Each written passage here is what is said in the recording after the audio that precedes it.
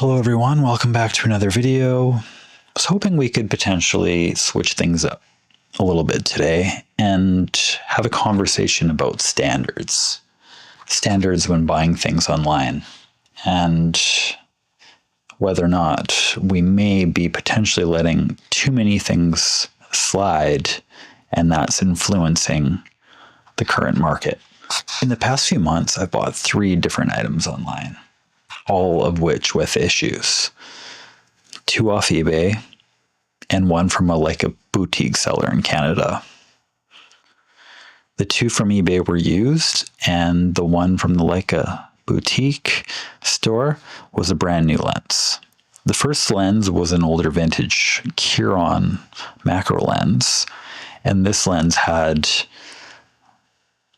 really strange markings on the rear element, which I have been unable to get out with microfibers and my lens cleaning tool. And this was a lens that was stated in excellent condition and also stated to be M42 mount, but turned out to be an Olympus mount.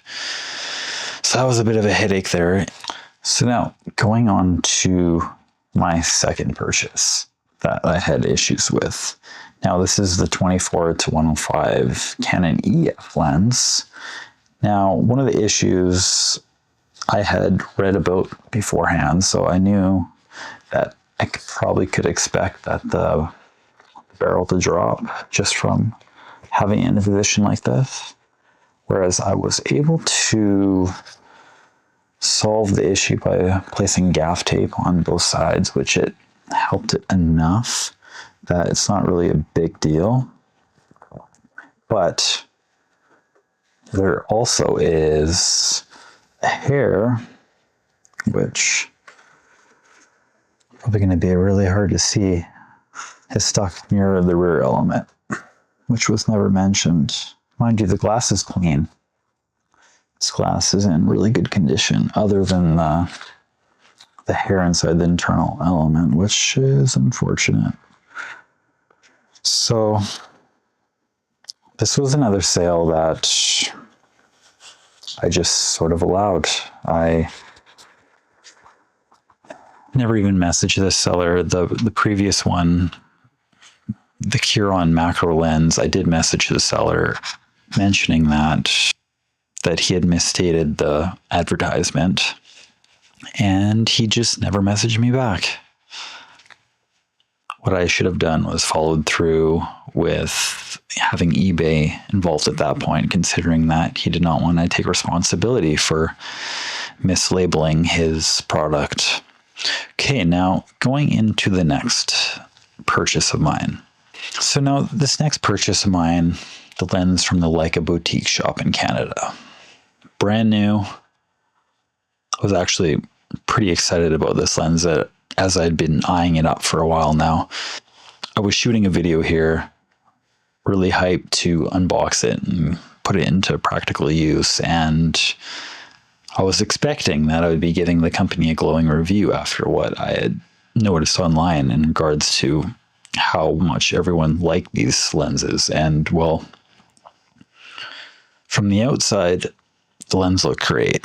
And then on close inspection, just looking into the rear element of the lens, I noticed another large hair, even closer to the rear element than the previous 24-105 Canon.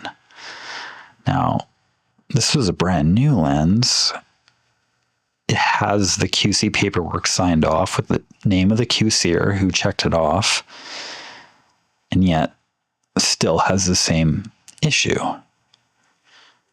So I messaged the boutique shop. I mentioned the issue that I was having, and they said, well, this is not a sealed lens, so therefore dust and hair fibers can make their way into the lens. And I thought, well, this is minutes after opening the item. You can check my tracking information. I just received the item. I expect a new item to not have hair fibers inside it. Used, maybe. Which is why I never commented on the previous one that I received on eBay. I consider myself a pretty fair person. I didn't want to make a massive deal out of the used Canon lens, which I expected to be at least 5-7 years old. I expected issue of some sort with that lens. But now this is a new lens. And my issue that I'm having with this is that companies are not accepting responsibility for the manufacturing faults that they have. And I say this because the same Leica boutique shop wants me to pay in order to return the lens, pay for the postage. Now, I've already been waiting a week and a half for this lens to arrive. Now I have to wait to have it sent back and then another one sent to me, and I have to pay for it. To me, this is quite unfair.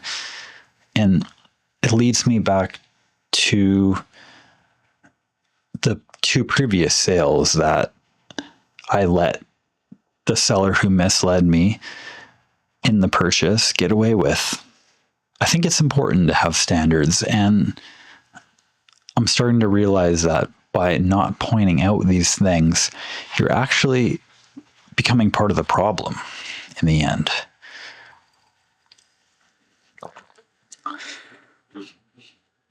So now the last 3 of my online lens purchases have had issues. Where do we go from here? You know, buying things from Facebook Marketplace has always worked out well for me. I've never had any issues like this sneak up when I go to meet up with the person. Being face to face with the person, having the person stand behind their product rather than just shipping it off, it seems to make a big difference. Not to mention the savings he could potentially get from meeting up with that person.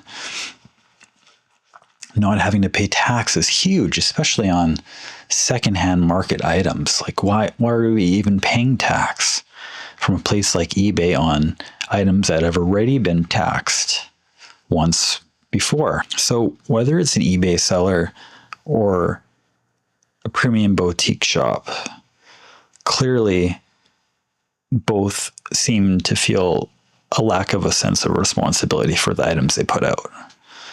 By lowering our standards, I think we're making things worse for ourselves in the end. By having the company say, oh, well, it's just a hair, it won't affect your image. Well, the fact that there's a hair inside the lens, even if it's not affecting the image, I know it's there, and anyone that I try and sell it to in the future, I'll have to let know it's there. Therefore, I'm taking the loss myself. So I think it's time that we hold companies accountable and we demand refunds for things like this so that this doesn't keep happening to the average buyer, because it's not fair. Especially when buying things new, you should be buying things without manufacturing faults. And companies, when they see a hair inside the lens before signing off on it and sending it out, they should open it back up, fix the lens. This is not really a groundbreaking idea.